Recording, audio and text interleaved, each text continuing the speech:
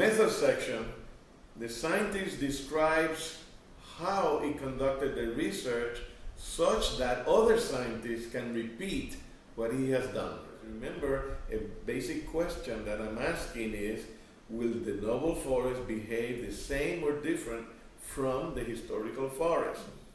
The question is, then how do we study this? To study this, we need to take first a historical approach and a comparative approach. So you need to know the history, because these novel forests are developing in places that humans have used for other purposes in the past. So first, you do a historical analysis. And in that historical analysis, you not only use the methods of historians where they do interviews and talk to people, but we also use remote sensing, we use satellites, we use aerial photography, and we try to get historical photos and compare old photos with new photos to get a notion of when the forest began to develop. So that's the first part of our research. The second part of our research is comparative. Once I have established that I want to study this novel forest for whatever reasons, then I want to be able to compare each function with the function of native forests.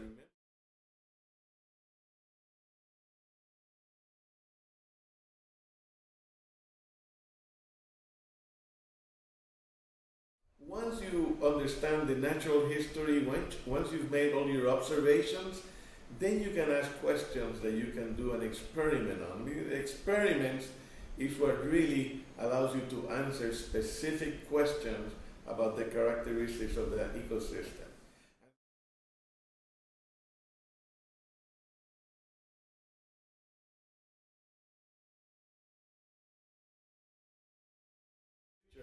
We ask, how will this forest perform in a warmer world? To answer this question, we would have to warm a novel forest and not warm another novel forest. That when you heat a forest, the thing that is going to happen when you raise the temperature on plants is that their process of respiration is accelerated.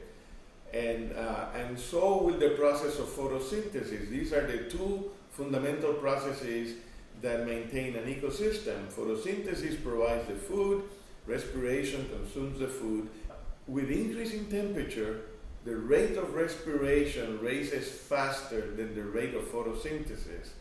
If tropical forests are operating at high temperatures and you increase the temperature even more, one hypothesis says that respiration would increase so much that photosynthesis can never catch up, and then the result will be that the system will eventually consume itself. It cannot produce enough food to keep all the animals and the microbes alive. The system will collapse. The other way of looking at it is that nature, when faced with an issue such as this one or any other issue, it would change species. And I just happen to believe that novel ecosystems are nature's reactions to humans, and the way nature reacts to humans is not by changing the fundamental way in which forests function, but by changing the species of forests.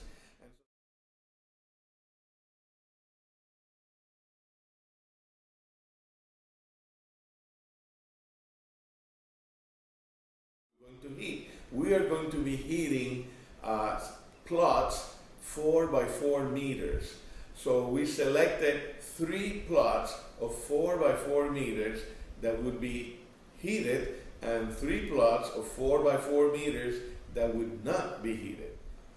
How do I assure that when I measure the response of the novel forest to 4 degrees heating, that in fact the results that I'm getting is because I'm heating it 4 degrees centigrade? Well, to do that, I need to have an experimental design where I would replicate my heating conditions, and then I also have to have controls that are just as close as I can get them to the experimental treatments, and these controls have to experience everything that the experimental treatment is experiencing except the heating, except the 4 degrees.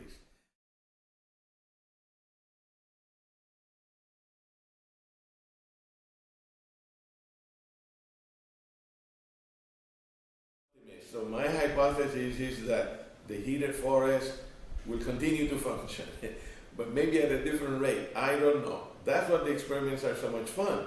You set up your experiment, you set up your hypothesis, you don't know what the results are going to be, and you monitor that experiment, and you monitor for as long as you can, and then nature will give you the answer. Visit the Natural Enquirer website for more information. There you'll find more about how to plan and test your question.